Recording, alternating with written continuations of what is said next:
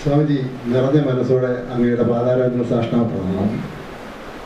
എനിക്ക് അങ്ങോട്ട് ചോദിക്കാൻ ചോദ്യം, അങ്ങ് പറഞ്ഞ സമൂഹത്തിൻ്റെ ആ ദൂഷിതവലയത്തിൻ്റെ നേർ കാഴ്ചയാണ് കാണിച്ചത്. അതിനോട് 100% യോജിക്കുന്നു. ഇപ്പോൾ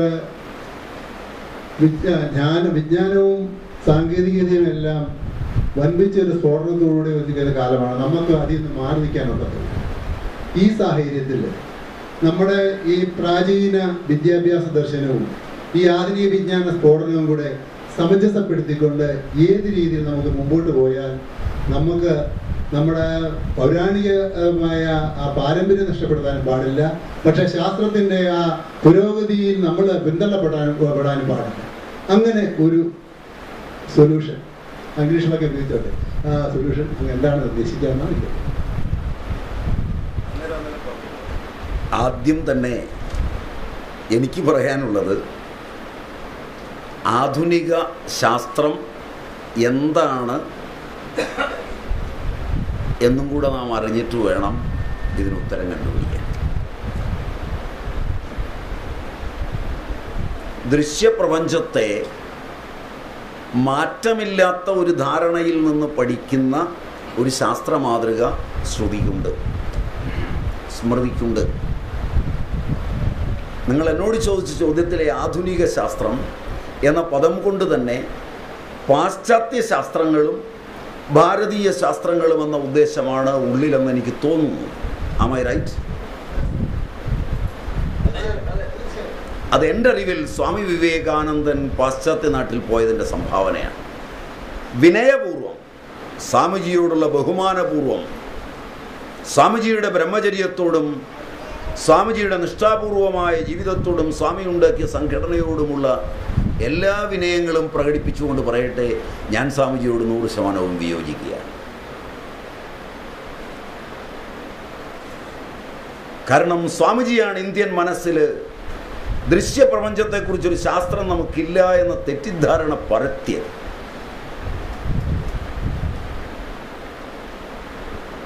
ആധുനിക വൈദ്യശാസ്ത്രം എടുത്താൽ, ആധുനിക സാങ്കേതിക വിദ്യ എടുത്താൽ, ഊർജതന്ത്രവും രസതന്ത്രവും എടുത്താൽ, ഏതു മേഖലയിലാണ് ഭാരതത്തിന് തനതായ സംഭാവന ഇല്ലാതിരുന്നത് എന്ന് അന്വേഷിച്ച് കഴിഞ്ഞു വേണം ആ ഉത്തരം കണ്ടെത്താൻ. പാരമ്പര്യനിഷ്ഠമായ ഒന്ന് മാത്രമേ നിങ്ങൾക്ക് അനുഭവവും അറിവുമായി തീരുകയുള്ളൂ. പാശ്ചാത്യ ശാസ്ത്രങ്ങൾ രൂപപ്പെട്ടിട്ടുള്ളത് the study of the visibles in terms of the calculables എന്ന നിലയിലാണ്. അത് അനുനിമിഷം മാറും. കാരണം ഭാരതീയ ദർശനപ്രകാരം യഥാ ദൃഷ്ടി തഥാ സൃഷ്ടി എന്നാണ്. എങ്ങനെ നോക്കുന്നു അങ്ങനെ സൃഷ്ടിക്കപ്പെടുന്നു പ്രപഞ്ചം. അതുകൊണ്ടാണ് നിങ്ങൾ 4 ഓങ്കോളജിസ്റ്റിൻ്റെ അടുക്കൽ പോയാൽ നിങ്ങളുടെ രോഗിയെക്കുറിച്ച് 4 അഭിപ്രായം ഉണ്ടാകും. അതുകൊണ്ടാണ് നിങ്ങളുടെ ഊർജ്ജതന്ത്രത്തിന് NTP ഉണ്ടാകുന്നത്. Result at NTP, normal temperature and pressure. Physics അറിയുന്നവരുണ്ടെന്ന് തോന്നുന്നു. Am I right? അതിൻ്റെ എല്ലാം ബേസ് വെറും വിശ്വാസത്തിൽ അധിഷ്ഠിതമാണ്. അതിൻ്റെ ബേസിനൊന്നും യാതൊരു യുക്തിയുമില്ല. യുക്തിപൂർവമാണെന്ന് നിങ്ങളെ തെറ്റിദ്ധരിപ്പിച്ചിരിക്കുക മാത്രമാണ് ഈ സാധനം. കാരണം ഇതിനെല്ലാം എടുത്തിരിക്കുന്ന ഡേറ്റയാണ്. Data plural, datum singular. Data എന്നതിന് തന്നെ സങ്കല്പമെന്നേ അർത്ഥമുള്ളൂ. ആ സങ്കല്പമങ്ങ് മാറിയാൽ മുഴുവൻ മാറും. മുഴുവൻ. ഇത് നിങ്ങൾക്ക് അറിയണമെങ്കിൽ നിങ്ങൾ ടോപ്പോളജിയിലേക്ക് പോകണം. ജെഫ്രി ചൂ അവിടെ നിന്നുകൊണ്ടാണ് ഇത് പറഞ്ഞത്. There is nothing fundamental in this universe. Mahayana ബുദ്ധമതത്തിൻ്റെ ചിന്തയെ ഉദ്ധരിച്ചുകൊണ്ട് ആ ആധുനിക ശാസ്ത്രത്തെയാണോ നിങ്ങൾ ഉദ്ദേശിക്കുന്നത്? ആണെങ്കിൽ നിങ്ങളൊരു വസ്തുവിനെ അപഗ്രഥിച്ച് ചെന്ന് ഡിഫറൻഷിയേറ്റ് ചെയ്ത് ചെന്ന് അതിൻ്റെ 12ാമത്തെ d/dx കണ്ടെത്തിക്കഴിഞ്ഞ് തിരിച്ച് പ്രിമിറ്റീവിലേക്ക് പോകാൻ നിങ്ങൾക്ക് ഒരിക്കലും ആവില്ല. കാരണം നിങ്ങൾ കണ്ടെത്തിയ എല്ലാ കോൺസ്റ്റൻസും വേരിയബിൾസായും എല്ലാ വേരിയബിൾസും അനിശ്ചിതമായും രൂപാന്തരപ്പെടും. ഇക്വേഷൻ ഡിറൈവ് ചെയ്ത് തരണമെങ്കിൽ തരാം, സമയം അനുവദിക്കുമെങ്കിൽ. മാത്തമാറ്റിക്സ് അറിയാമെങ്കിൽ നിങ്ങൾക്ക് അറിയും. Am I right?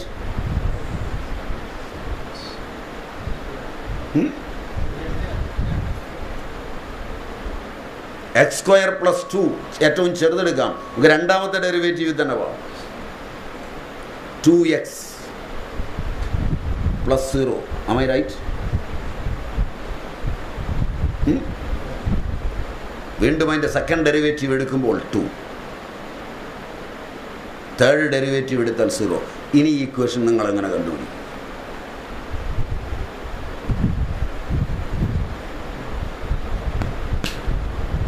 y3' = 0. Am I right? ഇനി പുറകോട്ടൊന്ന് നോക്കി.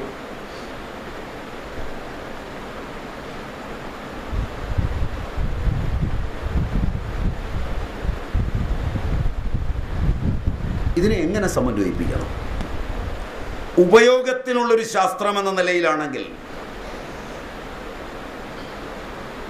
അത് ഇന്നുള്ളതിനേക്കാൾ എത്രയോ മനോഹരമായി അത് വളരെ അടിസ്ഥാനത്തോടുകൂടി രൂപപ്പെടുത്തിയിട്ടുണ്ട്. പൃഥ്വിയും അപ്പും തേജസ്സും വായുവും ആകാശവും ഇതിൻ്റെ അടിസ്ഥാനമാണെന്നും അതിൻ്റെ ചർച്ചയിൽ സൃഷ്ടികർമ്മം നടത്തുന്ന ഒന്നുണ്ടെന്നും നിലനിൽപ്പിൻ്റെ കർമ്മം നടത്തുന്ന വേറൊന്നുണ്ടെന്നും അതുപോലെ തന്നെ സംഹരിക്കുന്ന ഒന്നുണ്ടെന്നും സൃഷ്ടി ചെയ്യുന്നത് കഫമാണെന്നും സോമമാണെന്നും നിലനിർത്തുന്നത് അഗ്നിയാണെന്നും പിത്തമാണെന്നും അതിനെ സംഹരിക്കുന്നത് വാദമാണ് വായുവാണെന്നും യന്ത്രതന്ത്രധരനായ വാദമാണെന്നുമുള്ള അടിത്തറയിൽ വളരെ വ്യക്തമായി രൂപപ്പെടുത്തുകയും അതിൻ്റെ അടിസ്ഥാനത്തിൽ എല്ലാ സസ്യങ്ങളും എല്ലാ ജന്തുക്കളും എല്ലാ ജീവജാലങ്ങളും ഇവയോട് കൂടിയതാണെന്നും സേന്ദ്രിയങ്ങളും അനീന്ദ്രിയങ്ങളും അല്ലാതെ അചേതനങ്ങളായി പദാർത്ഥങ്ങളില്ലെന്നും മനസ്സിലായില്ല?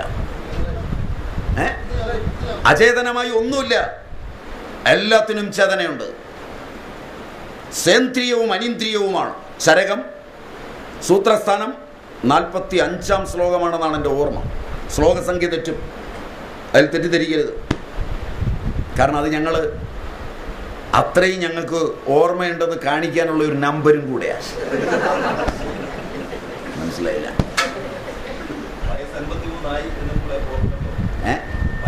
ഓർമ്മ തെറ്റിയല്ല.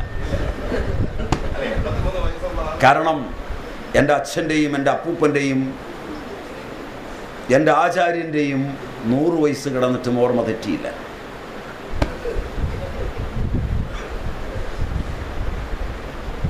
പാരമ്പര്യം ഓർമ്മയെ തെറ്റിക്കില്ലെന്നാണ് എൻ്റെ അചഞ്ചലമായ വിശ്വാസം.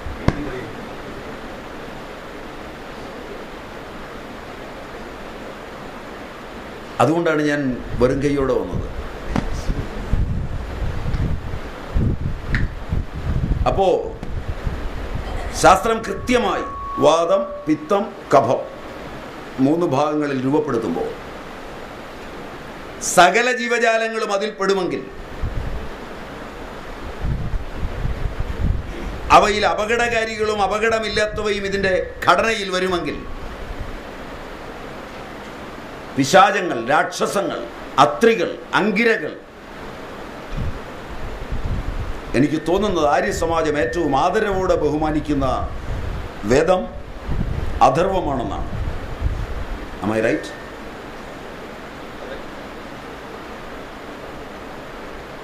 അഥർവത്തിനകത്തെ കൃമിപ്രകരണം എടുത്തൊന്ന് പഠിക്കുക.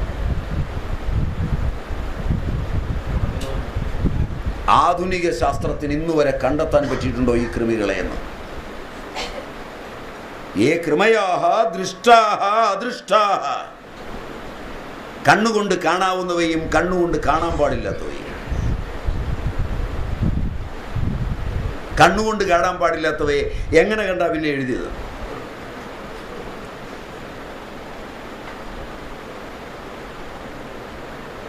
പിശമശ്യതീതി പിശാചഃ, പച്ചമാംസത്തിൽ പുളച്ച് രോഗങ്ങൾ ഉണ്ടാക്കുന്ന കൃമികൾ. എങ്ങനെയാണ് ഇവയൊക്കെ പ്രചരിക്കുന്നത്? പ്രസംഗാത്, ഗാത്ര സംസ്പർശാത്, സഹഭോജനാത്. ഒന്നിച്ചിരുന്ന് കഴിക്കുക, ഒരേ പാത്രത്തിൽ നിന്ന് ഒന്നിച്ച് കിടന്നുറങ്ങ്, ഒന്നിച്ച് വസ്ത്രം ഉപയോഗിക്കുക, ഒന്നിച്ച് കുളിക്കുന്ന സോപ്പ് ഉപയോഗിക്കുക.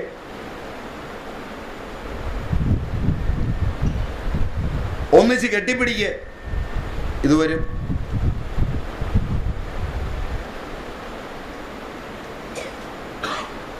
അതുകൊണ്ടുണ്ടാക്കിയതാണ് ഈ കിണറ്റിലെ വെള്ളം ഇന്ന് കോരുന്ന ആൾ കോരിയാൽ, വീട്ടിലെ ഒരാൾ തന്നെ കോരിയാൽ മതി, മറ്റൊരാൾ കോരണ്ട, കോരി കൊടുത്താൽ മതി. മനസ്സിലായില്ല? വൈദികമായ ശാസ്ത്രത്തിൻ്റെ, ഭൗതിക ശാസ്ത്രത്തിൻ്റെ വെളിച്ചത്തിലാണ്. അവിടെ ചിക്കുൻ ഗുനിയയും ഡെങ്കിയും പക്ഷിപ്പനിയും എലിപ്പനിയൊന്നും ഒന്നും വന്നില്ല. അതൊക്കെ ഇന്നുണ്ട്.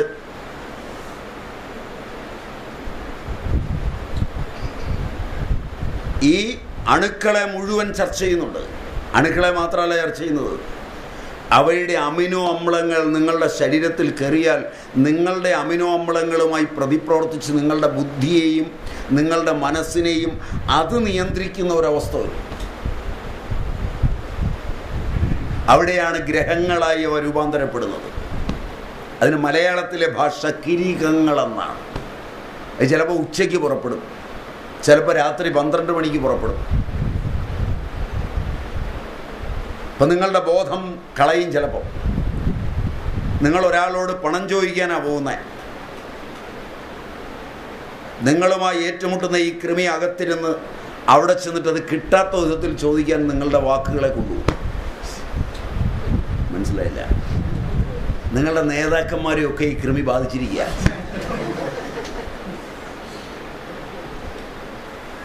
പറഞ്ഞ മനസ്സിലായില്ല?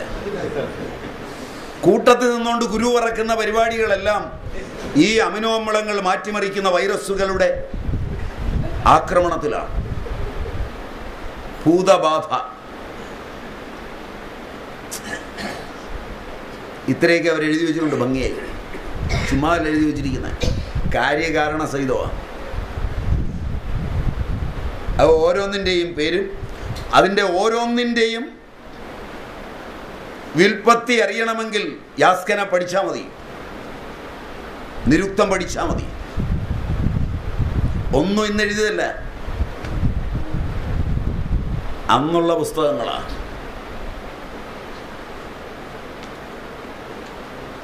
ഇതൊന്നിച്ചല്ലേ ഇത്രയും കാലം ഇവിടെ പോയത്. ഇനി ഒന്നിക്കാൻ വേണ്ടി വെളുത്തവരോടുള്ള പ്രിയം കൊണ്ട് ഭൗതിക ശാസ്ത്രമൊക്കെ അവരുടെയും, ഇതൊക്കെ നമ്മുടെയും. അല്പം കൂടെ കടന്നൊന്ന് ചിന്തിക്കാം.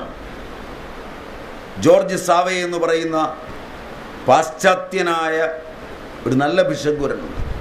അദ്ദേഹത്തിൻ്റെ ദ ഹീലിംഗ് നൈഫ് എന്ന പുസ്തകമുണ്ട്. ടിപ്പുവിൻ്റെ പടയോട്ട സമയത്ത് ഒരു ഭടന് നാസാസന്ധാനപരമായ ശസ്ത്രക്രിയ ആയുർവേദ ബിഷപ്പുരന്മാർ നടത്തുന്നതിൻ്റെ ഒരു നേർക്കാഴ്ചയുണ്ട് അതിനകത്ത്.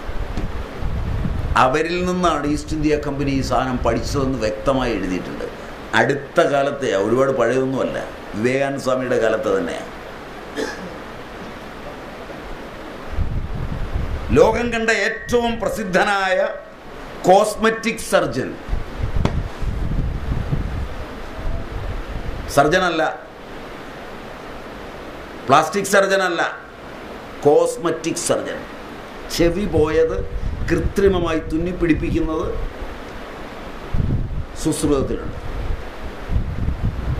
ചെങ്ങന്നൂര് പഴയ ഡോക്ടർമാരുടെ മുറികളിൽ ചെന്നാൽ പാർക്ക് ഡേവീസിൻ്റെ history of medicine in pictures എന്ന് പറഞ്ഞ് കുറേ പടങ്ങൾ തൂക്കിയിട്ടുണ്ടാവും.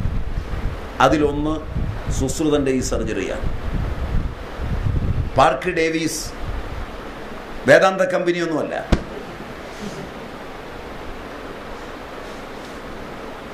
ശാസ്ത്രം ഇവിടെ ഉണ്ടായിരുന്നില്ലേ? പക്ഷെ ഇവിടുത്തെ ശാസ്ത്രത്തിന് വ്യക്തമായ അടിത്തറയുണ്ടായിരുന്നു. ആഴ്ചയെ മാറ്റണ്ട. മഞ്ഞപ്പിത്തത്തിന് അന്ന് ചരകനും സുശ്രുതനും വാഗ്ഭടനും കൊടുത്ത മരുന്ന് ഇന്ന് പറിച്ചു കൊടുത്താലും അപകടമില്ല. 5 കൊല്ലം മുമ്പ് ജെഫ്രി മാനേഴ്സ് ഫൈസർ ഉണ്ടാക്കി നിങ്ങളുടെ ബിഷഗ്വരന്മാർ എഴുതി നിങ്ങളുടെ അപ്പൂപ്പന് കൊടുത്ത മരുന്ന്, അച്ഛന് കൊടുത്ത മരുന്ന് ഇന്ന് നിങ്ങളുടെ പിള്ളേർക്ക് കൊടുത്താൽ തട്ടിപ്പോവും. ഇത് സമന്വയിപ്പിക്കണം എന്നാണോ നിങ്ങൾ പറയുന്നത്?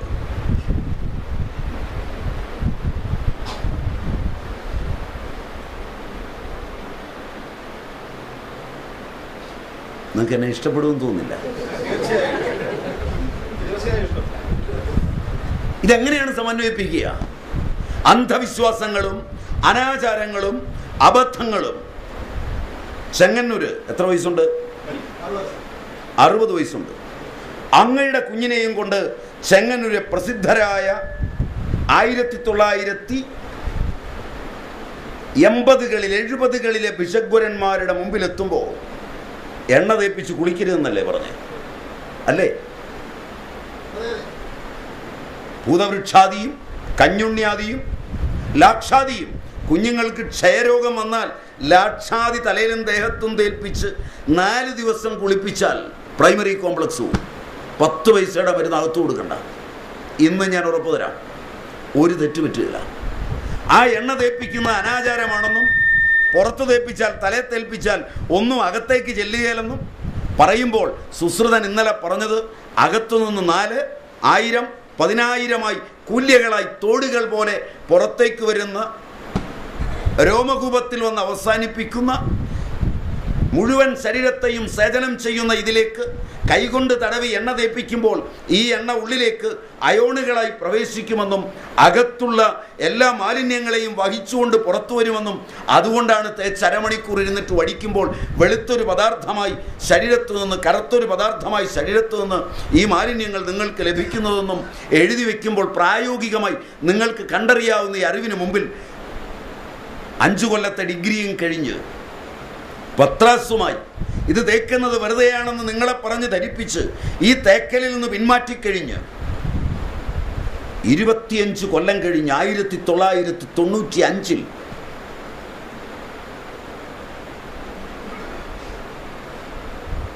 എന്താ കമ്പനിയുടെ പേര്?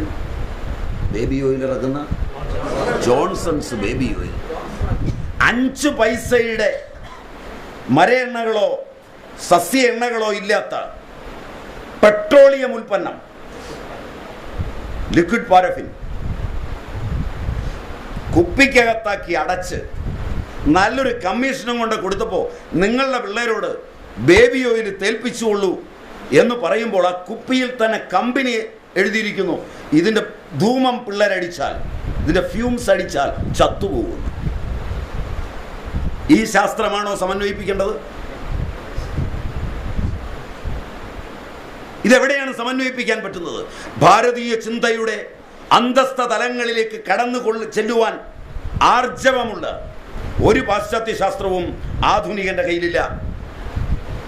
ഏത് സയന്റിസ്റ്റ് വന്ന എത്ര മണിക്കൂർ ഏതെല്ലാം തരത്തിൽ ആധുനിക ശാസ്ത്രത്തെയും പൗരാണിക ശാസ്ത്രത്തെയും ഒരുമിക്കാൻ നോക്കിയാലും അതിനകത്തൂടെ സംഭവിക്കുന്നത് പ്രമാണമായി ആധുനിക ശാസ്ത്രത്തെ കൊണ്ടുവരികയും പ്രമേയമായി വേദവിദ്യകളെ കൊണ്ടുവരികയും ചെയ്ത് വേദത്തെ നശിപ്പിക്കാൻ തന്നെയാണ്. അവരെയാണ് കാത്തിരിക്കേണ്ടതെന്ന് തന്നെയാണ് എൻ്റെ അഭിപ്രായം. വേദം പ്രമാണവും ഈ പ്രപഞ്ചം പ്രമേയവുമാണ്. പ്രമാണങ്ങളുടെ അന്തസാരം അറിയണമെന്നുണ്ടെങ്കിൽ സാമ്പ്രദായികമായി പഠിക്കണം. അല്ലാതെ ഒരു ദിവസം രാവിലെ തൊഴിലുപേക്ഷിച്ചിട്ട് 1000 പുസ്തകം വാങ്ങി പഠിച്ച് ആധുനിക ശാസ്ത്രത്തിൻ്റെ വെളിച്ചത്തിൽ സംസാരിക്കാൻ തുടങ്ങുമ്പോൾ ആംഗലേയ പ്രതിബദ്ധതയുള്ള നിങ്ങൾക്ക് 4 ഇംഗ്ലീഷ് വാക്ക് കേട്ട് ഭ്രമം തോന്നിപ്പോയാൽ അത് ഭ്രമം മാത്രമാണ്, ബ്രഹ്മമല്ല.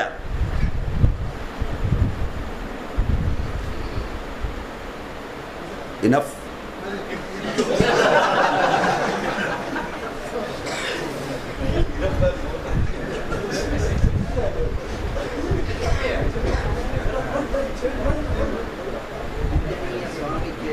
സാഷ്ടാംഗ പ്രമാണം അർപ്പിക്കുകയാണ്. ഒപ്പം ഞാൻ ഈ കഴിഞ്ഞ 74 ദിവസമായിട്ട് പറയാനിരുന്ന ശ്രീ വേദപ്രകാശ് ഇവിടെ ചെങ്ങന്നൂരെ സംബന്ധിച്ച് പറഞ്ഞിട്ടുള്ളൂ. എനിക്ക് ചോദ്യമില്ല. ഇല്ല, അല്ല, ഒരല്പം അദ്ദേഹം പറഞ്ഞോളൂ. അതല്ല ഞാൻ പറയുന്നത്. എനിക്ക് ഒരു കാര്യം മാത്രമേ പറയാനുള്ളൂ. ചോദ്യമായിട്ടൊന്നും പറയാനില്ല. ചോദ്യമായിട്ട് ചോദിക്കാനില്ല. പറയാനുള്ളതൊന്നും മാത്രമേ ഉള്ളൂ. നാളെ ഇന്നിവിടെ തീരുകയാണ് എന്നാണ് അദ്ദേഹം പറഞ്ഞത്. നാളെ ഒരു ദിവസം ഉള്ളതെങ്കിൽ ഔദ്യോഗികമായിട്ട് ഇന്ന് തീരുന്നുള്ള സൂചനയാണ് തന്നത്. തീർച്ചയായിട്ടും ഒന്ന് മാത്രമേ പറയാനുള്ളൂ. ഈ കഴിഞ്ഞ 74 ദിവസം ഇവിടെ ഞങ്ങളൊക്കെ തന്നെ സഹകരിച്ചു വന്നിരുന്നു. അപ്പോൾ ഇന്നിവിടെ തീർന്നു പുറത്ത് പോകുമ്പോൾ അന്ന് പറഞ്ഞ സദ്വചനങ്ങൾ ഉൾക്കൊണ്ടുകൊണ്ട് ഇവിടുന്ന് പോകാനുള്ള കുറച്ച് മനസ്സെങ്കിലും ഉണ്ടാവണമെന്നുള്ള ഒരാഗ്രഹം മാത്രം ഒന്ന്. രണ്ടാമത് മറ്റൊന്ന്, അങ്ങ് ഇവിടെ പറഞ്ഞിട്ടുള്ള സദ്വചനങ്ങളോടൊപ്പം തന്നെ ഈ പ്രസിദ്ധമായ ഗ്രീക്ക് ഇതിഹാസത്തിലുള്ള ഈഡിപ്പസ് എന്ന് പറയുന്ന കഥാപാത്രത്തെ ഒരുമിച്ച് അനുസ്മരിക്കുകയാണ്. തീർച്ചയായിട്ടും നമ്മുടെ മാനവരാശി ഇന്ന് അനുഭവിച്ചുകൊണ്ടിരിക്കുന്ന സമസ്ത കാര്യങ്ങളും സമസ്ത വേദനകളും എല്ലാ കാര്യങ്ങളും അങ്ങ് ഒരു നേർക്കാഴ്ചയായിട്ട് ഇവിടെ ഇപ്പോൾ അവതരിപ്പിച്ചു കഴിഞ്ഞു. അപ്പോൾ അവിടുന്ന് ഉണ്ടായി വന്നിട്ടുള്ള അറിവുകൾ തീർച്ചയായിട്ടും സ്വാംശീകരിച്ച് ഇവിടുന്ന് പുറത്തു പോകുമ്പോൾ ആ ഈഡിപ്പസ് എന്ന് പറയുന്ന കഥാപാത്രം അറിയാതെ സംഭവിച്ചു പോയ ആ ഒരു അബദ്ധം നാളെ പ്രത്യേകിച്ച് കേരള ജനത അത് തുടർന്ന് വരാൻ ഒരവസരം ഉണ്ടാകാത്ത തരത്തിൽ നാം ഓരോരുത്തരും പ്രവർത്തിക്കണമെന്നുള്ള വിനീതമായിട്ടുള്ള ഒരു പ്രാർത്ഥനയും അഭിപ്രായം മാത്രമേ എനിക്ക് ഈ അവസരത്തിൽ അങ്ങയുടെ മുന്നിലേക്ക് വയ്ക്കുവാനുള്ളൂ.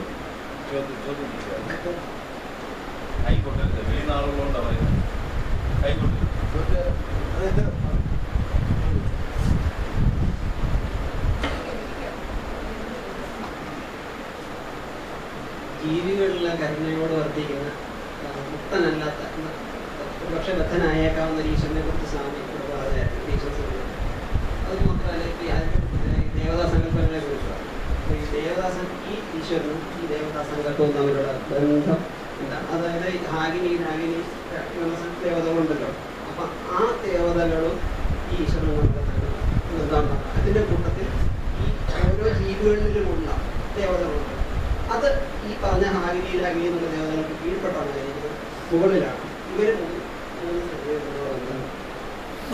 ഞാൻ ആദ്യം തന്നെ പറഞ്ഞ ബദ്ധനായ ഈശ്വരനുമായുള്ള ജീവജാലങ്ങളുടെ സംവേദനത്തിൻ്റെ ഭാഷയും വ്യാകരണവും അറിയുന്നത് ഈ ദേവതകൾക്കാണ്. ആദ്യമായൊരുവൻ അവൻ്റെ ദേവതകളോടാണ് സംവദിക്കുന്നത്,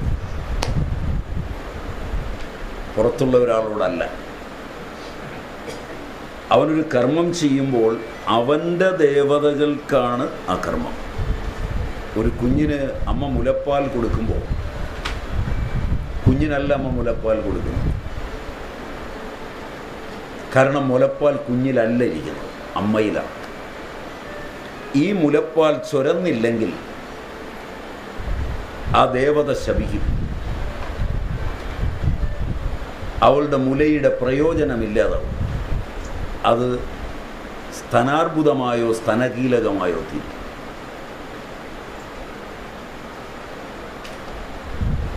അപ്പോൾ ആർക്കാണ് മുല കൊടുക്കുന്നത്?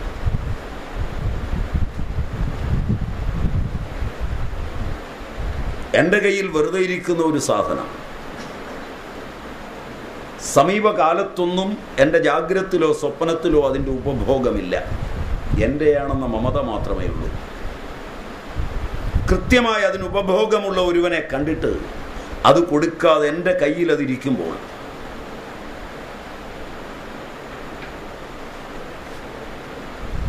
എൻ്റെ ദേവതയാണ് എനിക്കെതിരായിത്തീരുന്നത്. അത് സമർപ്പണത്തിൻ്റെ ദേവത അതിൻ്റെ ഉപഭോഗം അറിഞ്ഞ് അതിന് പര്യാപ്തമായ ഒരുവന് കൊടുക്കുമ്പോൾ ആ വസ്തു എൻ്റെയാണ്, ഉപകാരപ്പെടുന്നത് എൻ്റെ വസ്തുവാണ്, സംതൃപ്തമാകുന്നത് എൻ്റെ ദേവതയാണ്. ഇതാണ് ദേവതാവി. ഇത് ബദ്ധനായ ഈശ്വരനും മനുഷ്യനും തമ്മിൽ, ബദ്ധനായ ഈശ്വരനും ജീവജാലങ്ങളും തമ്മിലുള്ള കരാറാണ്. ഈ ഭൂമിയിലേക്ക് ജനിക്കുമ്പോൾ ഒരു കരാറുണ്ട്.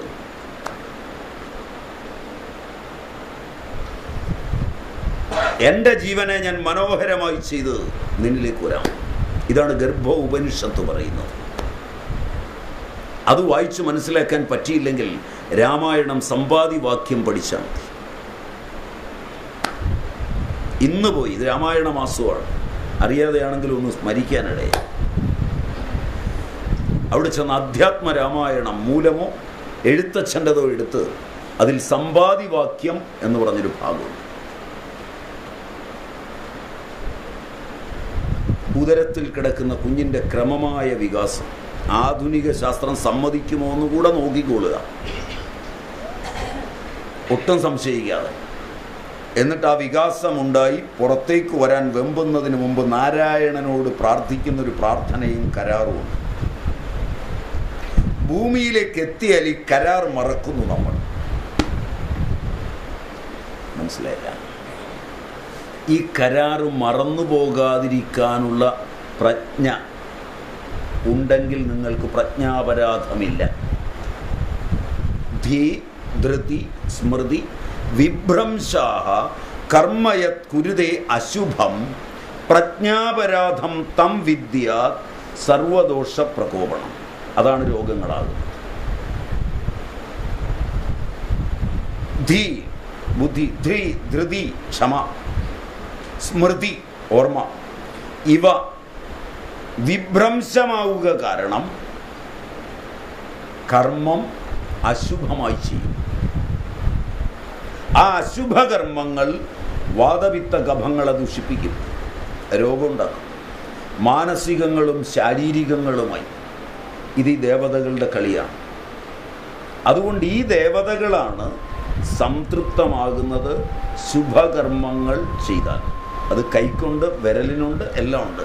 ദേവത എന്ന പദം നിങ്ങൾക്ക് ഇഷ്ടപ്പെട്ടില്ലെങ്കിൽ ഞാനതിനൊരു ഇംഗ്ലീഷ് പദം നിങ്ങൾക്ക് തൽക്കാലം പറഞ്ഞു തന്നേക്കാം, ഇൻ്റലിജൻസ്.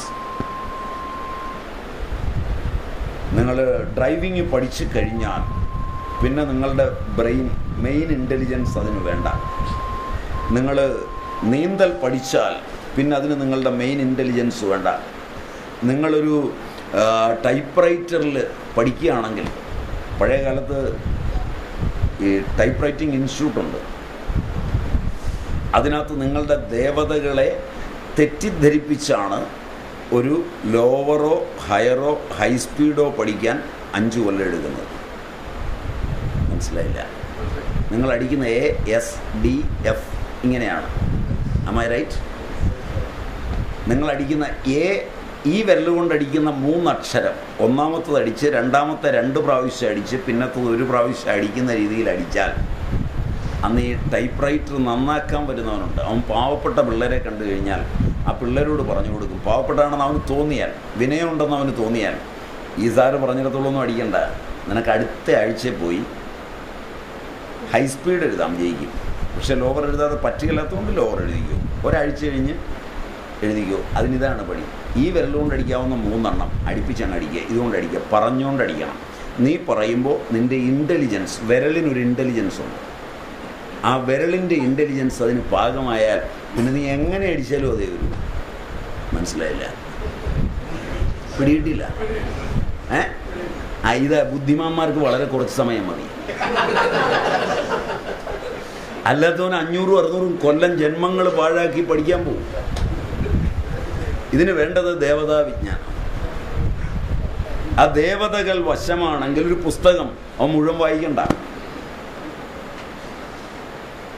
അതിൽ അവൻ്റെ ദേവത ഇറങ്ങിച്ചെല്ലും. അത് ആശയം കൊണ്ടിങ്ങി പോയി.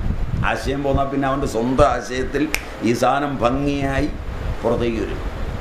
മനസ്സിലായില്ല? അപ്പോൾ ക്ലിയറായി?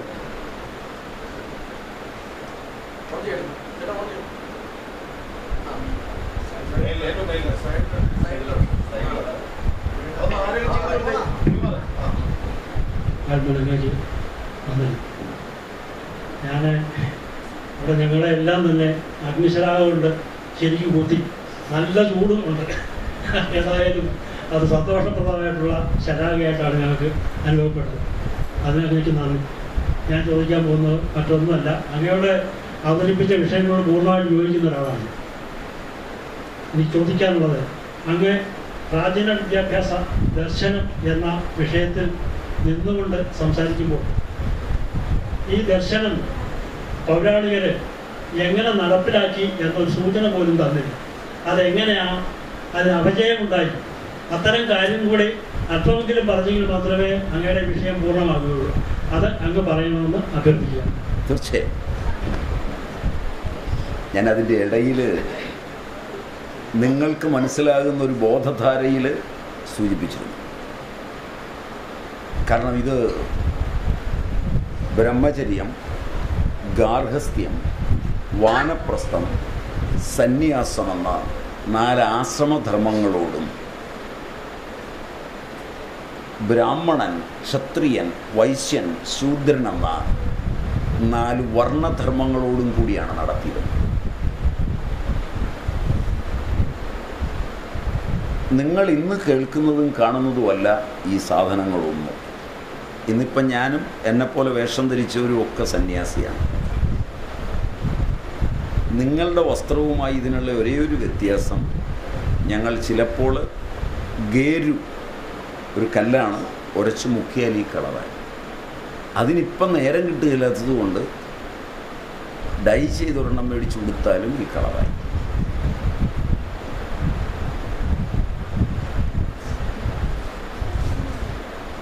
നിങ്ങൾ വിവാഹം കഴിച്ച് 2-3 പിള്ളേരുണ്ടായി, നിങ്ങൾ ഗൃഹസ്ഥരാണെന്നാണ് വരിക. ഞങ്ങൾ ഗൃഹസ്ഥന്മാരല്ല. ഞാൻ ആദ്യം എന്നെ പറഞ്ഞിട്ടാകുമ്പോൾ നിങ്ങൾക്ക് പിന്നെ അനങ്ങണം. നിങ്ങളിൽ ഒരാളും ഗൃഹസ്ഥനല്ല. ഗൃഹസ്ഥധർമ്മം എന്താണെന്ന് പോലും അറിയില്ല. ഉറപ്പാണ്. പഠിക്കാൻ കുട്ടികൾ പോകുന്നത് ബ്രഹ്മചര്യ കാലത്തിരുന്ന് പഠിച്ചാലേ തലയിൽ ഉറയ്ക്കൂ.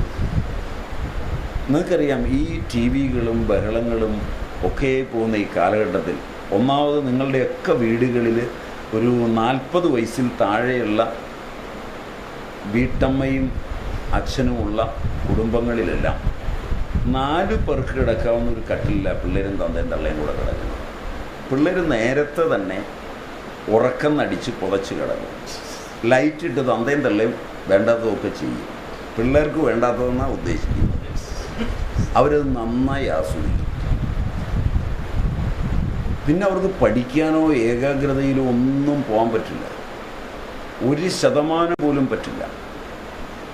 എന്നെ കേൾക്കുന്ന 60 വയസ്സിൽ കൂടുതലുള്ളവർ 16-17 വയസ്സിലെത്തുമ്പോഴാണ് അറിഞ്ഞത് ആണും പെണ്ണും ചേർന്ന കുട്ടി ഉണ്ടാകുന്നത്. അതും കൂട്ടുകുടുംബത്തിനകത്ത്. 5-8 ദമ്പതികളുള്ള ഒരു കുടുംബത്തിനകത്ത് ഒരിക്കൽ പോലും ഒന്ന് കെട്ടിപ്പിടിക്കുന്നതോ പ്രേമിക്കുന്നതോ ബഹളം വെക്കുന്നതോ കണ്ടില്ല. പിള്ളേരുണ്ടെന്ന് അവർ ഇടയ്ക്കിടയ്ക്ക് പറയുന്നത് കേട്ടിട്ടുണ്ടാവും. ഞാൻ അങ്ങനെ കേട്ടിട്ടുണ്ട്. അത്രയേ ഉള്ളൂ. എൻ്റെ പ്രായത്തിൽ പിള്ളേർ നിൽക്കുന്നു. എന്താ ഈ പിള്ളേർ നിൽക്കുന്നു എന്ന് പറഞ്ഞത്? വല്ലതും തിന്നാനായിരിക്കും എന്നേ അന്ന് ധരിച്ചുള്ളൂ. പിന്നെ മുതിർന്നവൻ മനസ്സിലായി ഇത് പിള്ളേർ നിൽക്കുമ്പോൾ ചെയ്യേണ്ട പണിയൊന്നും അല്ല എന്ന് തള്ള പറഞ്ഞു കൊടുക്കുകയാണെന്ന് മനസ്സിലായ. ഇന്നത്തെ പെൺകുട്ടികൾ പറയുക പിള്ളേർ നിൽക്കുന്നതിനകത്ത് അവരും കുറേ കഴിയുമ്പോൾ ചെയ്യേണ്ടതല്ലേ എന്ന് പറയുന്നിടത്താണ് ഇന്ന് നിങ്ങളുടെ സാമൂഹ്യ രചന. ഇത് ഗാർഹസ്ഥ്യമല്ല, ഇത് മൃഗതൃഷ്ണയാണ്. നിങ്ങൾക്ക് ഇഷ്ടപ്പെട്ടാലും ഇല്ലെങ്കിലും. അപ്പോൾ ബ്രഹ്മചര്യം കുട്ടികൾക്കില്ല. ഒരാളും മൂത്ത് നരച്ച് കുഴിയിലേക്ക് ഇറങ്ങാറായാൽ പോലും അധികാരമൊന്ന് ആരെയെങ്കിലും ചെറുപ്പക്കാരെ ഏൽപ്പിച്ച് പോകാൻ ഒരു കിളവനും ഇഷ്ടപ്പെടുന്നില്ല. സ്റ്റീറോയിഡ് അടിച്ചിട്ടാണ്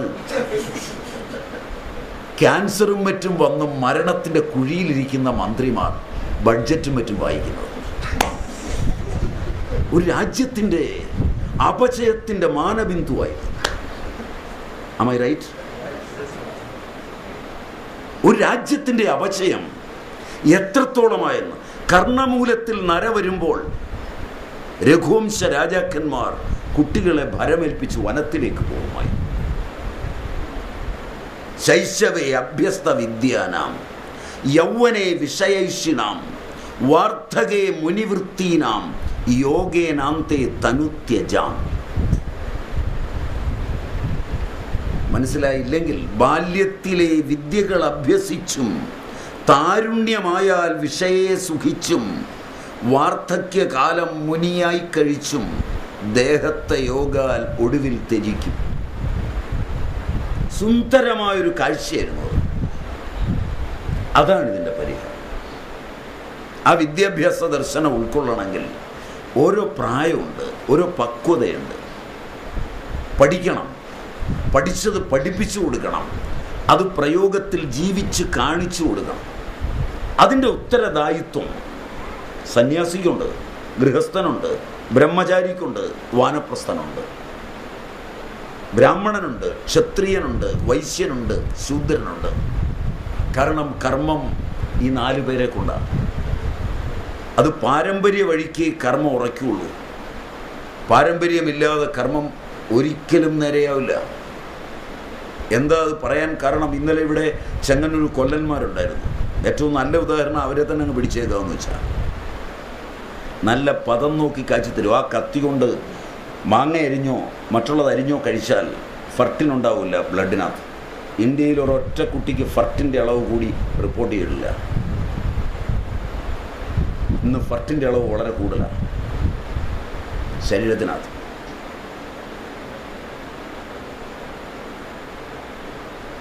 ഇന്നലെ സ്വർണ്ണാഭരണങ്ങൾ ഒരച്ചു കുഞ്ഞുങ്ങൾക്ക് കൊടുക്കാം, ബുദ്ധി ഉണ്ടാവും. ഇന്ന് സ്വർണ്ണാഭരണം കഴുത്തേലിടാൻ പറ്റില്ല. റുബീഡിയം, തോറിയം, ഇറിഡിയം ചേർന്ന ഈ സ്വർണമെല്ലാം നിങ്ങളുടെ കണ്ഠത്തിൽ മുഴയുണ്ടാക്കും, കിഡ്നിയെ ബാധിക്കും, ബ്രെയിനെ ബാധിക്കും, ക്യാൻസർ ഉണ്ടാവും. എന്താ കാരണം? നമ്പൂരിയും നായരും ഈഴവനും ക്രിസ്ത്യാനിയും മുസ്ലിമും എല്ലാ പണിയും ചെയ്യാൻ ഇറങ്ങിയിരിക്കുക.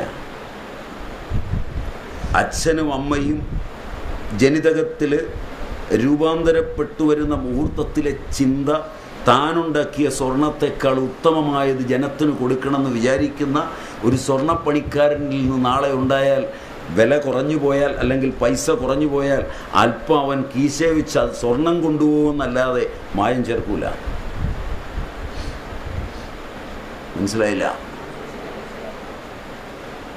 ഇതൊക്കെ തെറ്റാണെന്നാണ് നിങ്ങൾ പഠിച്ചത്. അവിടെയാണ് ഇതിൻ്റെ പ്രശ്നം കിടക്കുന്നത്.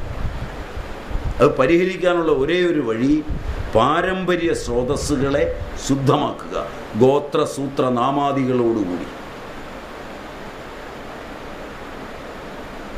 അതിന് തയ്യാറാകുമെങ്കിൽ തിരിച്ചുപോക്ക് എളുപ്പമാണ്. നിങ്ങൾ തയ്യാറായില്ലെങ്കിലും തിരിച്ചു പോകും, അപകടകരമായി വേദനിച്ചിട്ട്. അതിന് അപജയം വന്നത് ശാസ്ത്രം കൊണ്ടല്ല. അതിന് അപജയം വന്നത് അത് കൈകാര്യം ചെയ്തവരെ കൊണ്ടാണ്. അത് ഏതെങ്കിലും ഒരു പ്രത്യേക സമൂഹമോ ഏതെങ്കിലും വ്യക്തിയോ ഒന്നും അതിന് ഉത്തരവാദിയല്ല. അതിന് പ്രധാന ഉത്തരവാദിത്വം പാശ്ചാത്യ ഭരണം. അതൊരു നല്ല ഉത്തരവാദിത്വം. അതിനു മുമ്പ് പോയി എന്നത് ജാതി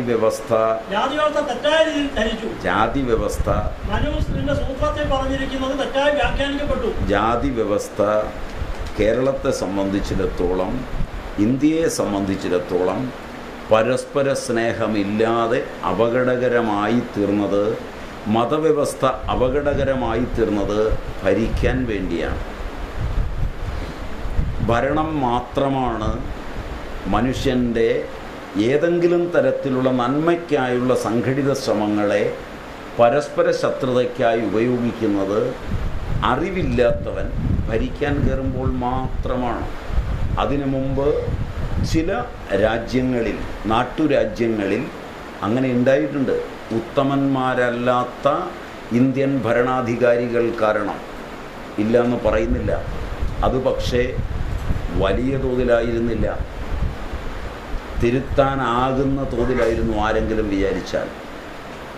ബ്രിട്ടീഷ് ഭരണം ഭിന്നിപ്പിച്ച് ഭരിക്കുകയാണ് ഇന്ത്യയെ ചെയ്തത്. ഒരിക്കലും തിരുത്താനാകാത്ത വിധമായത് അതിലാണ്. അതിൻ്റെ അടിത്തറയിൽ നിന്നുകൊണ്ടാണ് ബ്രിട്ടീഷ് വിദ്യാഭ്യാസമുള്ള ഇന്ത്യയുടെ ആദ്യ ഭരണാധികാരികൾ, സ്വതന്ത്ര ഇന്ത്യയുടെ ആദ്യ ഭരണാധികാരികൾ ബ്രിട്ടീഷ് ഇന്ത്യയുടെ തുടർച്ചയായി കോമൺവെൽത്തിനെ അംഗീകരിച്ചുകൊണ്ട് അതേ രീതിയിൽ മതങ്ങളെയും ജാതികളെയും ഭിന്നിപ്പിച്ച് ഭരിക്കാൻ മാത്രമാണ് ഇപ്പോൾ ഞാൻ പറയുന്നവരെ ശ്രമിച്ചിട്ടുള്ളത്. അതിൻ്റെ ശബ്ദവും കോലാഹലവുമാണ് നിങ്ങൾ നിത്യേന ടി വിയിൽ കേൾക്കുന്നത്, നിത്യവും നിങ്ങൾ കാണുന്നത്. Am I right? എല്ലാവരും എല്ലാം ചെയ്യാൻ തുടങ്ങിയതാണ് അപജയത്തിനൊരു കാരണമെന്ന് അപ്പോൾ കൊല്ലപ്പണിക്കാരൻ അവർ കൊല്ലനായി മാത്രം ഇരുന്നാൽ മതി എന്ന ഒരു അവന് ഒരു ബ്രാഹ്മണന് കിട്ടുന്ന ആനുകൂല്യങ്ങൾ കിട്ടുമെങ്കിൽ ആനുകൂല്യത്തിൽ യാതൊരു വ്യതിയാനവും വരുന്നില്ലെങ്കിൽ കൊല്ലനായിരുന്നാൽ എന്താണ് തെറ്റ്? അതാണ് നിങ്ങൾ എതിര് പറയുന്നത് ആനുകൂല്യങ്ങളുടെ പേരിലാണ്. നമുക്ക് സൗമ്യമായി പറയാം. അത് നമ്മൾ അല്ല ശബ്ദകോലാഹലമായിക്കൊണ്ട് അതിന് കുഴപ്പമൊന്നുമില്ല. ശബ്ദം അവരുടെ വികാരം കൊണ്ട്. അത് വികാരം എവിടെയാണെന്ന് വെച്ചാൽ, ഞാൻ ഏതെങ്കിലും ഒരു ജാതി എന്ന നിലയിൽ ഐഡൻറ്റിഫൈ ചെയ്തിട്ട് ചോദ്യം ചോദിക്കുമ്പോൾ വികാരം ഉണ്ടാവും.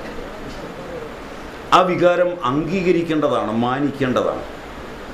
മറിച്ച് ലോക നന്മയ്ക്കാണ് ചോദ്യവും ഉത്തരവുമെങ്കിൽ അത് യാതൊരു വികാരത്തിനും ആവശ്യമില്ല. മനസ്സിലായി? ഞാനോ നിങ്ങളോ അന്നുണ്ടായിരുന്ന ഏതെങ്കിലും വർണ്ണധർമ്മത്തിൽപ്പെട്ടവരല്ല, ആശ്രമധർമ്മത്തിൽപ്പെട്ടവരല്ല. ഇത് ഞാൻ ആദ്യം തന്നെ പറഞ്ഞു കഴിഞ്ഞു. മനസ്സിലായി? നാം ഇന്ന് കാണുന്നതെല്ലാം ജാതിയാണ്. ജാതി വർണ്ണധർമ്മത്തിനകത്ത് വരുന്നേയില്ല. ഞാൻ ബ്രാഹ്മണൻ എന്ന് പറഞ്ഞത് വർണ്ണധർമ്മത്തിൽ നിന്നുകൊണ്ടാണ്. മനസ്സിലായി? ഞാൻ നമ്പൂതിരി എന്ന് ഉപയോഗിച്ചില്ല, ഞാൻ പട്ടരെന്ന് ഉപയോഗിച്ചില്ല, ഞാൻ അയ്യങ്കാറെന്ന് ഉപയോഗിച്ചില്ല, ഞാൻ അയ്യരെന്ന് ഉപയോഗിച്ചില്ല. സമ്മതിച്ചോ? ഞാൻ ഉപയോഗിച്ചത് വർണ്ണധർമ്മത്തെയാണ്. വർണ്ണധർമ്മം അതിൻ്റെ ശരിയായ രീതിയിൽ പോവുകയാണെങ്കിൽ ആനുകൂല്യങ്ങളെന്ന് പറയുന്നതോ ശമ്പളമെന്ന് പറയുന്നതോ ഒന്നും അതിനകത്ത് പ്രധാനമേ അല്ല. കാരണം അഭിരുചിയാണ് ആ തൊഴിൽ. ജന്മഗുണവും അവൻ്റെ അഭിരുചിയും ചേർന്നു വരുമ്പോൾ, അവൻ തിരഞ്ഞെടുക്കുന്ന കർമ്മവും ചേർന്നു വരുമ്പോൾ അവൻ ആ തൊഴിൽ ചെയ്യുകയും ക്രമമായി ആ തൊഴിലിലൂടെ അവൻ്റെ മനസ്സ് വികസിക്കുകയും അവൻ അതിനേക്കാൾ ഉയർന്നതുണ്ടെങ്കിൽ അതിലേക്ക് വളരുകയും ചെയ്യും. അവിടെ ഒരാൾക്കും അവസരം നഷ്ടപ്പെടില്ല. ജന്മങ്ങൾ കൊണ്ടോ കർമ്മങ്ങൾ കൊണ്ടോ ഒരാൾക്കും അവസരം നഷ്ടപ്പെടില്ല. മകളാണ് ഒരു സ്ത്രീ, അവളാണ് നാളെ ഭാര്യയാകുന്നത്. ഭാര്യയായ സ്ത്രീയാണ് അമ്മയാകുന്നത്. അമ്മയാണ് അമ്മുമ്മയാകുന്നത്. മകൾക്ക് ആനുകൂല്യം വേണമെന്ന് നിങ്ങൾ വാദിക്കുക, അമ്മയ്ക്ക് ആനുകൂല്യം വേണമെന്ന് വാദിക്കുക, ഭാര്യയ്ക്ക് ആനുകൂല്യം വേണമെന്ന് വാദിക്കുക, അമ്മുമ്മയ്ക്ക് ആനുകൂല്യം വേണമെന്ന് വാദിക്കുക. ഇതിലേതെങ്കിലും ഒന്നിനെ സ്ത്രീയായി തെറ്റിദ്ധരിക്കുക, അത് ബാക്കിയുള്ളവരുടെ ആനുകൂല്യം നഷ്ടപ്പെടുത്തുന്നതാണ്. Am I right? Am I right? ഇന്ന് നിങ്ങളുടെ ഗവൺമെൻറ് ഭാര്യയുടെ ആനുകൂല്യത്തിലാണ് പ്രാധാന്യം കൊടുത്ത് കാണുന്നത്. നാളെ അവൾ അമ്മയാവുമ്പോൾ ഈ ആനുകൂല്യം കിട്ടാതെ വരുമ്പോൾ കരഞ്ഞെടുത്തിട്ട് കാര്യമില്ല. എല്ലാ കാലത്തും അവൾക്ക് ലഭിക്കേണ്ട ആനുകൂല്യം മുഴുവൻ അവൾ ഭാര്യയായപ്പോൾ മേടിച്ച് തിന്ന് തീർത്തു. ഞാനിങ്ങനെയല്ല പറഞ്ഞു, ഞാനിത് ക്രമവികാസമാണെന്നാണ് പറഞ്ഞത്. മനുഷ്യൻ്റെ ക്രമവികാസമാണിത്. ഇതെല്ലാവർക്കും തുല്യമായി കിട്ടും. അതിനെ ഭരണാധികാരികൾ അവസ്ഥയ്ക്കൊത്ത് ഉപയോഗിച്ചു. അതിൻ്റെ കാരണം, ഞാനൊരു ഉദാഹരണം പറഞ്ഞാൽ നിങ്ങൾ എന്നോട് ദേഷ്യപ്പെടുകയില്ലെങ്കിൽ, ഇന്ത്യൻ സ്വാതന്ത്ര്യ കാലത്ത് അംബേദ്കറും ഗാന്ധിയും നെഹ്റുവും കൂടിയിരുന്നു, മറ്റു പലരും.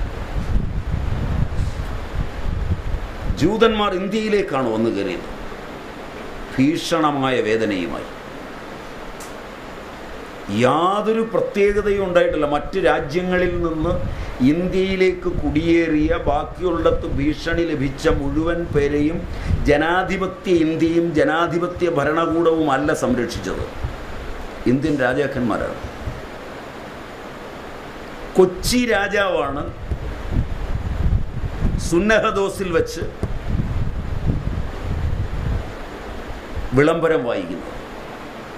അതിനോട് യോജിക്കാത്ത പൂർവിക ക്രിസ്ത്യാനിറ്റിയാണ് കുരിശിൽ കയറുകെട്ടി വലിച്ചു പിടിച്ച് കൂനംകുരി സത്യം ചെയ്യുന്നത്. ഇതെന്തിയാണ്? അന്ന് ജനാധിപത്യമില്ല. നിയമനിർമ്മാണ സഭകളുടെ നിയമം കൊണ്ടല്ല, ഈ മണ്ണിൻ്റെ പുണ്യം കൊണ്ടാണ് അത് സംഭവിച്ചത്. പക്ഷെ അതിൻ്റെ സ്മരണ വന്നപ്പോൾ ജനാധിപത്യത്തിൽ ഭൂരിപക്ഷം ന്യൂനപക്ഷത്തെ വേദനിപ്പിച്ചേക്കാം എന്ന് സങ്കല്പിച്ചത് ബ്രിട്ടീഷ് ഭരണം അരുചേർന്ന് നിൽക്കുകയും ബ്രിട്ടീഷ് വിദ്യാഭ്യാസം നേടുകയും ചെയ്ത നെഹ്റുവിനാണ് സംശയം വന്നത്. മറക്കരുത്, ഈ സംശയമാണ് ന്യൂനപക്ഷാവകാശം. ന്യൂനപക്ഷ അവകാശം ന്യൂനപക്ഷങ്ങളായ ക്രിസ്ത്യൻ മുസ്ലിം കുട്ടികൾ മാത്രം പഠിക്കുന്ന സ്കൂളുകൾക്കല്ല.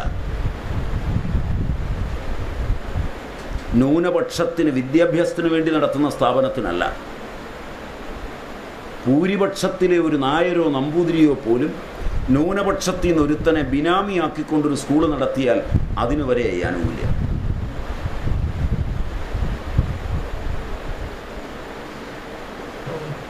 മാത്രമല്ല, തമിഴ്നാട്ടിൽ JP MGRന്റെ വലങ്കയായിരുന്നു. അയാൾക്ക് 100 കണക്കിന് സ്കൂളുകളും കോളേജുകളും ഉണ്ട്. അതിനെതിരെ ഗവൺമെൻറ്റിൻ്റെ റൂള് ഭൂരിപക്ഷം എന്ന നിലയിൽ വരുന്നു എന്ന് തോന്നിയപ്പോൾ അയാളും ഭാര്യയും മതം മാറിക്കൊണ്ട് മുഴുവൻ സ്കൂളുകളും ന്യൂനപക്ഷത്തിൻ്റെതാണ്.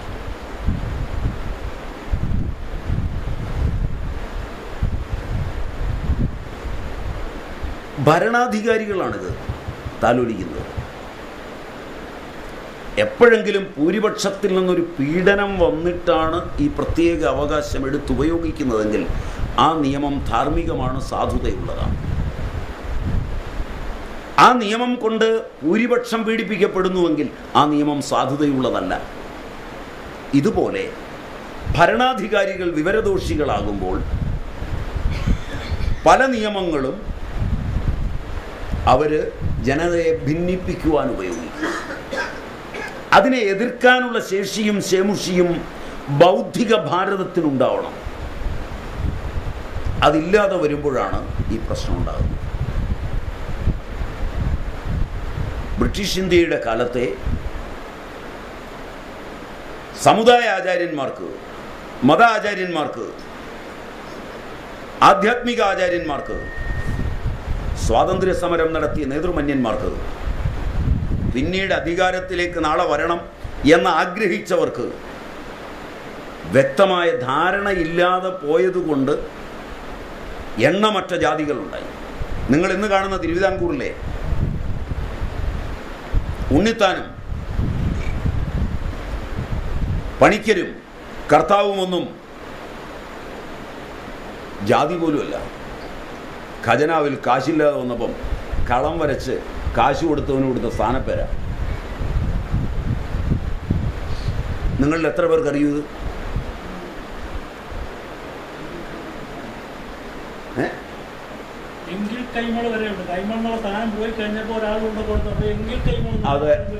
അത് ഇഷ്ടം പോലെ ഉണ്ട്, അങ്ങനെ ഇഷ്ടം പോലെ ഉണ്ട്. അപ്പൊ അങ്ങേക്കും അറിയാം. അപ്പൊ ഇത് അധികാരത്തിൽ നിന്ന് വന്നതാണ്, അധികാരത്തിൽ നിന്ന് മാത്രം വന്നതാണ്. അധികാരത്തിൽ നിന്ന് വരുന്നത് കാലക്രമത്തിൽ നിയമമായിത്തീരും. 1981 നമ്മുടെ രാജ്യത്തൊരു നിയമം ഉണ്ടാക്കി. നിങ്ങളാരും നാടൻ കാളയെ വളർത്തിക്കൂടാ, നാടൻ കിടാവിനെ വളർത്തരുത്, മൂരിക്കിടാവിനെ. കാരണം ഇവിടുത്തെ പശുക്കളൊന്നും ഇവിടുത്തെ മൂരിയിൽ നിന്ന് അണചേർന്ന് കുഞ്ഞുണ്ടാകരുത്, ഇറക്കുമതി ചെയ്ത ബീജത്തിൽ നിന്നേ ആകാവും. ലൈഫ് സ്റ്റോക്കിലുണ്ടാക്കിയ നിയമമാണ്. വടക്കൻ കേരളത്തിലെ ചിലർ ശക്തമായി മൂരിയെ വളർത്തി. ഉദ്യോഗസ്ഥന്മാർ കുത്തിവെക്കാൻ ചെന്നു, പിടിച്ച് തെങ്ങയിലേക്ക് കിട്ടി.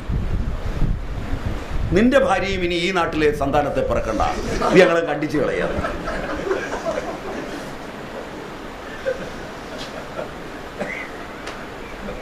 കാരണം ഈ നിയമം അവിടെ കിടന്നാൽ ദീർഘകാല അടിസ്ഥാനത്തിൽ ഇത് നിശബ്ദമായി കിടന്ന് പതുക്കെ പാകപ്പെട്ടു വരും. ഇന്ന് ഈ കഴിഞ്ഞ 6 മാസമോ 1 കൊല്ലമോ കൊണ്ട് 1000 നിയമങ്ങൾ നിശബ്ദമായി നിങ്ങളുടെ നിയമസഭ പാസ്സാക്കി കഴിഞ്ഞിട്ടുണ്ട്. അതിൻ്റെ കോലാഹലമാണ് പത്രവും മറ്റു മാധ്യമങ്ങളും കൂടെ ജാതിയും മതവും കമ്മ്യൂണിസ്റ്റ് രാഷ്ട്രീയവും ഇതര രാഷ്ട്രീയവും ഒക്കെ പറഞ്ഞ് ഒച്ച വെക്കുന്നത്. അതൊക്കെ പാസ്സായി നിശബ്ദമായി അവിടെ കിടക്കും. ഇനി നിങ്ങളുടെ തലയ്ക്ക് മുകളിലേക്ക് ഉദ്യോഗസ്ഥൻ വന്ന് കയറിടുമ്പോൾ മാത്രമാണ് ഇങ്ങനൊരെണ്ണം പാസ്സായിട്ടുണ്ടായിരുന്നുവെന്ന് നിങ്ങൾ പോലും അറിയുക. ഇങ്ങനെ ഭരണാധികാരികൾ കാട്ടിക്കൂട്ടുന്ന വിക്രിയകളാണ് ഒരു രാജ്യത്തിൻ്റെ അന്തസത്തയെയും മര്യാദയെയും കാറ്റിൽ പറത്തുന്നത്. ഇത് മുഴുവൻ വളരെ സമർത്ഥമായി കുറേ പേരുടെ തലയിൽ വെച്ചു. നിങ്ങളുടെ നാട്ടിൽ എത്ര ബ്രാഹ്മണർ സമ്പന്നരായുണ്ട് ഇത്രയും കാലം ഈ സമ്പത്തെല്ലാം കൈവച്ചെങ്കിൽ? നിങ്ങൾ കേരളത്തിലെ പ്രസിദ്ധരായ ചെങ്ങന്നൂരെ ഏറ്റവും പ്രസിദ്ധമായ നായർ തറവാട്ടിലും ഈഴവ തറവാട്ടിലും ചെന്ന് എത്ര തലമുറകളായി നിങ്ങൾ സമ്പന്നരാണെന്ന് ചോദിക്കുക. ഒരു 100 തലമുറയുടെ ചരിത്രം അവർ പറയും. ഞങ്ങൾ ഇത്രയും തലമുറയായി സമ്പന്നരാണ്, വിദ്യാഭ്യാസമുള്ളവരാണ്, വൈദ്യന്മാരാണ്, പണ്ഡിതന്മാരാണ്, സംസ്കൃതം അറിയുന്നവരാണ്. ബ്രാഹ്മണന് മാത്രമായിരുന്നു അക്ഷരം അറിഞ്ഞതെങ്കിൽ, അങ്ങനെ എഴുതി വെച്ചെങ്കിൽ ഈ നായരും ഈഴവനും ഒക്കെ എവിടെ നിന്നാണ് പഠിച്ചത്? നിങ്ങളുടെ വികാരത്തിന് മറുവികാരം എന്ന നിലയിൽ ഞാൻ ഇങ്ങനെ ഒന്ന് ചോദിച്ചാൽ, ഒരു നിമിഷം കൂടെ, രണ്ടാമത്, എത്ര ബ്രാഹ്മണനാണ് ഇവിടെ അധികാരം ഉണ്ടായിരുന്നത്?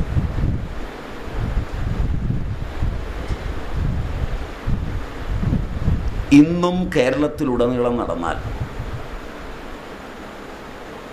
കഞ്ഞി കുടിക്കാൻ വകയുള്ള ബ്രാഹ്മണർ കുറവാണ്. അവർ വെള്ളമടിച്ച് മുടിച്ചതല്ല. നായരുടെ ഈഴവരുടെയും കുടുംബങ്ങളൊക്കെ തകർന്നു പോയതിന് വെള്ളാടി കാരണമായി പറയാവുന്ന ഒരുപാട് ഉദാഹരണങ്ങളും ഉണ്ട്.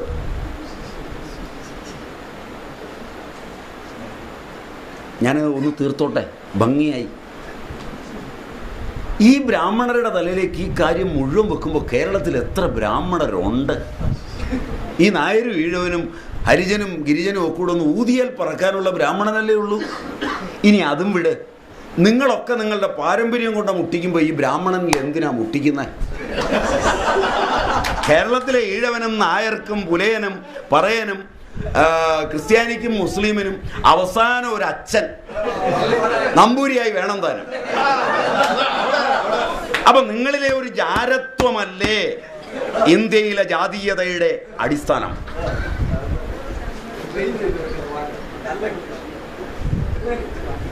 ഞാൻ വെറുതെ ഇറങ്ങിപ്പോകരുതല്ലോ എന്ന് വിചാരിച്ചു. പറയാം എടുത്തോ സമാനമായി.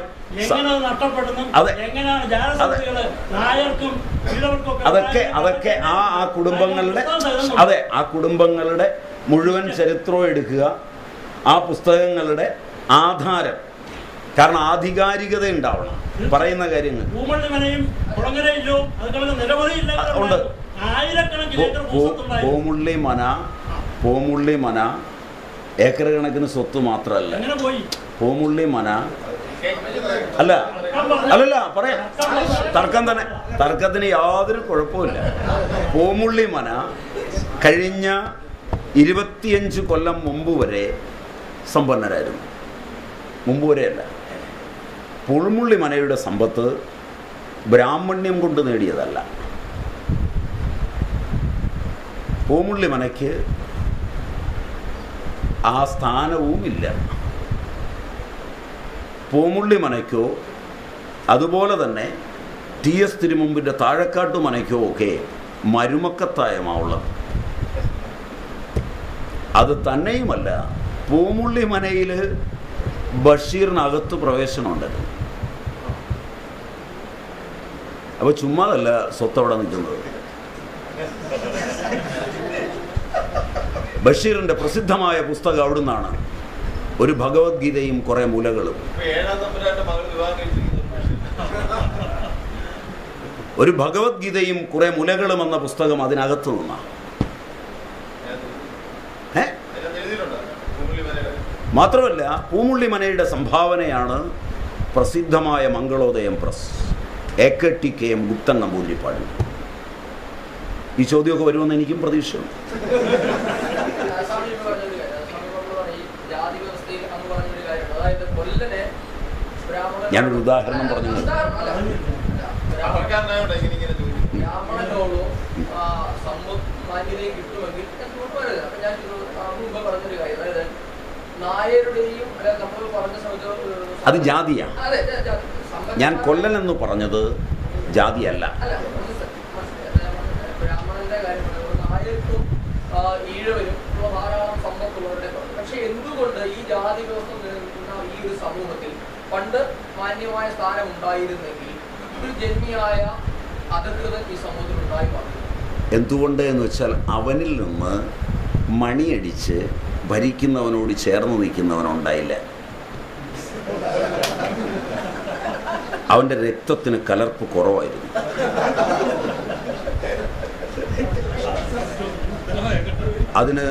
അതിന് ശക്തമായ ഒരു ഉത്തരം കൂടെ പറഞ്ഞാൽ, കേരളം 12 ഈഴവർക്ക് ജോലി കിട്ടിയിട്ടേ നിങ്ങളൊരു നായർക്ക് ജോലി കിട്ടുള്ളൂ, ഗവൺമെൻറ് ജോലി. കാരണം ആർ ശങ്കർ അവിടെ ഭരണാധികാരിയായിരുന്നതുകൊണ്ട്. പഴയതൊക്കെ തെറ്റാണെങ്കിൽ ആർ ശങ്കർ അത് ചെയ്തത് ശരിയാണോ? മാണിയും ജോസഫും ഉമ്മൻചാണ്ടിയും കുഞ്ഞാലിക്കുട്ടിയും ഒക്കെ കയറുമ്പോൾ ഇതാ സാധിച്ചുകൊണ്ട് പോകുന്നത്. നിങ്ങൾ നാളെ കയറിയാലും ഞാൻ കയറിയാലും അതെ. നാളെ എന്നെ പിടിച്ചവിടെ ഇരുത്തിയാൽ സന്യാസിമാർക്കെല്ലാം ഫ്രീ പാസ് കേരളത്തിൽ. അവർ പീഡനം നടത്തിയാൽ അത് പീഡനമല്ല. മനസ്സിലായി? അവരെയൊക്കെ ഞങ്ങൾ വെറുതെ വിടും. ഇതിന് കാരണം സംഘടിതമായൊരു ചിന്ത ഇന്ത്യൻ മനസ്സിൽ ഇന്ന് ശക്തമാണ്. നിങ്ങൾ പറയുന്ന പ്രാചീനതയിൽ സംഘടിത ശക്തികളില്ല. NSSന് എത്ര കൊല്ലത്തെ പാരമ്പര്യമുണ്ട്? SNDPക്ക് എത്ര കൊല്ലത്തെ പാരമ്പര്യമുണ്ട്? ജാതി സംഘടനകൾക്കൊക്കെ എത്ര കൊല്ലത്തെ വലിപ്പമുണ്ട്? ഇതൊക്കെ കുറച്ച് നാളങ്ങ് ഓടുമ്പോൾ നമ്മളിതിനെ അങ്ങ് വലിച്ചു നീട്ടി അങ്ങ് വൈദിക കാലത്തിനും പുറകോട്ട് കൊണ്ടുപോവുക. ഇത് നമ്മുടെ മനസ്സിൻ്റെ വൈകല്യമാണ്. ഇതിനൊന്നും അത്രയും പഴക്കമൊന്നുമില്ല. ഇവിടെ മനുഷ്യർ സ്നേഹത്തോടെയാണ് ജീവിച്ചത്. ഇവിടെ ഈ ജാതികളെല്ലാം ഉണ്ടായിട്ടും ഈ മതങ്ങളെല്ലാം ഉണ്ടായിട്ടും അങ്ങോട്ടും ഇങ്ങോട്ടും കൊടുത്തും വാങ്ങിയൊക്കെ മര്യാദയ്ക്ക് ജീവിച്ചതാണ്. അപ്പുറത്തേക്ക് ഇപ്പുറത്തെ ക്രിസ്ത്യാനിക്ക് കൊടുത്തു, ക്രിസ്ത്യാനിയുടെ അപ്പുറത്തോട്ട് വാങ്ങിച്ചു വെച്ചു. ഇങ്ങനെയൊക്കെ തന്നെയാണ് ഇവിടെ ജീവിച്ചത്. ആ സ്നേഹം നിങ്ങൾക്ക് ഇന്ന് പങ്കുവെക്കാൻ ഇഷ്ടമല്ല. കാരണം നിങ്ങൾക്ക് ഓരോരുത്തർക്കും ജാതിയുണ്ട്. നിങ്ങളൊക്കെ ബേസിക്കായി ഏത് രാഷ്ട്രീയത്തിൽ പോയാലും ശരി, നിങ്ങൾ പരസ്പരം കാണുമ്പോൾ നിങ്ങളുടെ ജാതി, അതിൽ നിന്നുകൊണ്ടാണ് നിങ്ങളുടെ ചോദ്യങ്ങളും ഉത്തരങ്ങളും. മനസ്സിലായില്ല? അതിന് വെളിയിൽ നിങ്ങൾ ചിന്തിക്കുക, ഇത് പരിഹാരമാണ്. ആദ്യം ചോദ്യം ചോദിക്കുന്നവരും ഉത്തരം പറയുന്നവരും അവരുടെ ജാതിയും മതവും ഒന്ന് പോണം. മനസ്സിലായില്ല? അത് ഞാൻ അവസാനം കളയാമെന്നാണ് പറയുന്നത്. മനസ്സിലായി? ഏറ്റവും ഒടുവിൽ കളയാം. സ്വാമിയുടെ ജാതി അത് ഞാൻ ഒടുവിൽ കളയാം, നിങ്ങളെല്ലാം കളഞ്ഞു വരുമ്പോൾ. അപ്പോൾ പിന്നെ എൻ്റെ ജാതിയേ ഉണ്ടാവുള്ളൂ. ഇതല്ല അതിന് പരിഹാരം ഒന്നേ ഉള്ളൂ. നിങ്ങൾ സ്നേഹിക്കുക. ഈശ്വര സൃഷ്ടികളെല്ലാം ഏകമാണ്. ആ ഭാവനയിൽ മര്യാദാമസൃണമായി ചിന്തിക്കുക. തൊഴിൽപരമായ വ്യത്യാസമുണ്ട്. ചില തൊഴിൽ ചിലർക്ക് വഴങ്ങുള്ളൂ, ചിലർക്ക് വഴങ്ങില്ല. അതിന് പാരമ്പര്യം ഒരു ഘടകം തന്നെയാണ്. പാരമ്പര്യം ഘടകമല്ല എന്ന് പറഞ്ഞാൽ അന്യരിൽ ആ പ്രത്യേകത ഉണ്ടാകാം. കാരണം നമ്മളിന്ന് ഓഫീസുകളിലും വീടുകളിലും അയൽവക്കങ്ങളിലും ഒക്കെ കൂട്ടായി ജീവിക്കുമ്പോൾ കലർപ്പ് വരും. അതെനിക്കും സമ്മതമാണ്. എനിക്ക് യാതൊരു വിസംവാദവും അതിനോടില്ല. ഒരു ഭാഗത്ത് നിങ്ങൾ ഇതിനെയൊക്കെ എതിർക്കുകയും ഇതിൻ്റെ പാരമ്പര്യത്തിലാണെന്ന് പറയുകയും കൂടെ ചെയ്യുമ്പോൾ അത് തെറ്റാണ്. ഒന്നുകിൽ ആ പാരമ്പര്യമേ വേണ്ടെന്ന് വെക്കുക, ഇല്ലെങ്കിൽ ഇതൊക്കെ പണ്ടുണ്ടായിരുന്നു, ഇതൊക്കെ ആ കാലഘട്ടത്തിൽ ആവശ്യമായിരുന്നു, ഇനിയുമുള്ള കാലഘട്ടത്തിൽ ഇതല്ല ആവശ്യം, നമുക്ക് വേറൊരു വഴിയാണ് ആവശ്യം, കുറേ കൂടെ നന്നാകണം എന്നിങ്ങനെ ഇരുന്ന് ചിന്തിക്കുക. ഈ ചിന്ത ഈശ്വരൻ്റെ കർമ്മത്തിലേക്ക് ചെല്ലുമ്പോൾ, സമഷ്ടി കർമ്മത്തിലേക്ക് ചെല്ലുമ്പോൾ അടുത്ത നിങ്ങളുടെ പിള്ളേരാകുന്ന സൃഷ്ടി ഈ ചിന്തയിൽ നിന്നുണ്ടാവും. നിങ്ങളുടെ ബീജത്തിൽ നിന്നാണെന്ന് വിചാരിച്ച് പേടിക്കേണ്ട, ചിന്ത ഇതായിരിക്കും. അതിന് സർവാത്മനായ ഈ ചിന്ത ജഗതീശ്വര സങ്കല്പത്തിലേക്ക് എത്തട്ടെ. നിങ്ങൾക്ക് പിള്ളേരും പിള്ളേരുടെ പിള്ളേരുമായി നിങ്ങളുടെ ജാതിയിൽപ്പെടാത്തതൊക്കെ ജനിക്കട്ടെ.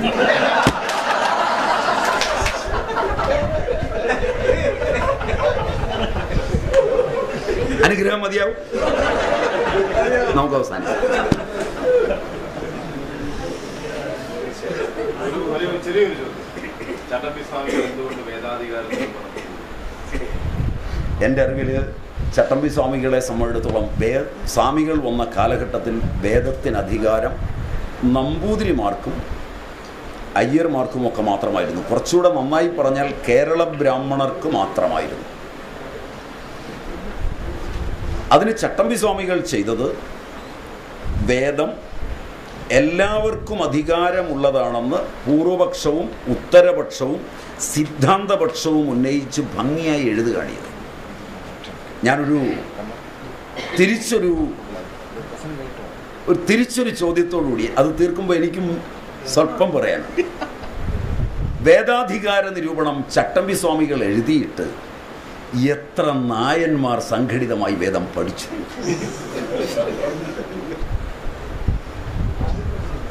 അപ്പോഴെനിക്കൊരു സംശയം, പഠിച്ചവരുണ്ട്. അപ്പോഴെനിക്കൊരു സംശയം, ചട്ടമ്പി സ്വാമികളും പഠിച്ചവരും നായർ തന്നെയാണോ? അപ്പോ ബ്രാഹ്മണരെ സംബന്ധിച്ചിടത്തോളവും ഇതേ ഉത്തരം ബാധകമാണ്. എത്ര ബ്രാഹ്മണന്റെ സന്താനം ബ്രാഹ്മണനാണ്, അത് അവിടെയും ബാധകമാണ്. അതിനൊന്നും ഒരു സംശയമില്ല. കാരണം ഞാൻ ബ്രാഹ്മണനായിട്ടോ നായരായിട്ടോ അല്ല പറയുന്നത്. കാരണം കലർപ്പാണ് ഇതിന് കാരണം. ഇത് പഠിക്കുക എന്ന് പറഞ്ഞു കഴിഞ്ഞാൽ ഒന്നാമത് അതിനുള്ള തിദീക്ഷ വേണം. ജീവകാരുണ്യ നിരൂപണവും എഴുതിയത് ചട്ടമ്പി സ്വാമികളാണ്. വേദാധികാര നിരൂപണത്തിൻ്റെ വലത്തു പാർശ്വത്തിലേക്ക് ജീവകാരുണ്യ നിരൂപണം എഴുതിയാൽ പണ്ടൊരു സ്വാമി കൂട്ടത്തിലുള്ള ഒരുത്തനെ മാംസം തീറ്റിച്ച് കേമനായിട്ടുണ്ട് പോലും. അത് വിവേകാനന്ദ സ്വാമിക്കിട്ട് തന്നെയാണ് കുത്തുന്നത്, പേര് പറയാതെ ശക്തമായിട്ട് കുത്തുക ജീവകാരുണ്യ നിരൂപണത്തിനകത്ത്. മാത്രമല്ല രാമകൃഷ്ണ മിഷൻ്റെ അകത്ത് നോൺ വെജിറ്റേറിയൻ കിച്ചണുണ്ട്. അതുകൊണ്ട് ശക്തമായി തന്നെയാണ് കുത്തുന്നത്, ചുമ്മാ ഒന്നുമല്ല. പക്ഷേ സ്വാമി ബഹുമാന്യനായതുകൊണ്ട് അദ്ദേഹത്തിൻ്റെ പേര് പറഞ്ഞില്ല, അത്രമാത്രം വിശ്വസിച്ചാൽ മതി. അതിലപ്പുറം ജീവകാരുണ്യ നിരൂപണം അനുസരിച്ച് ജീവഹിംസ ഇല്ലാതെ എത്ര പേർക്ക് ജീവിക്കാനാവും? അത് കഴിഞ്ഞു മതിയല്ലോ ഈ വേദം. മാഹിംസ്യത് സർവഭൂതാനി എന്ന് പറയുന്ന വേദം പഠിക്കാൻ. അപ്പോൾ അതൊക്കെ നമ്മൾ വളരെ ദീർഘമായി ചർച്ച ചെയ്യേണ്ടതാണ്. തുടങ്ങി വെച്ചതിൽ എനിക്ക് സന്തോഷം. നിങ്ങളിത് വീണ്ടും വീണ്ടും ചോദിക്കണം, ചർച്ച ചെയ്യണം, പഠിക്കണം, വളരണം. നമുക്കിവിടെ ഉപസംഹരിക്കാമെന്ന് തോന്നുന്നു.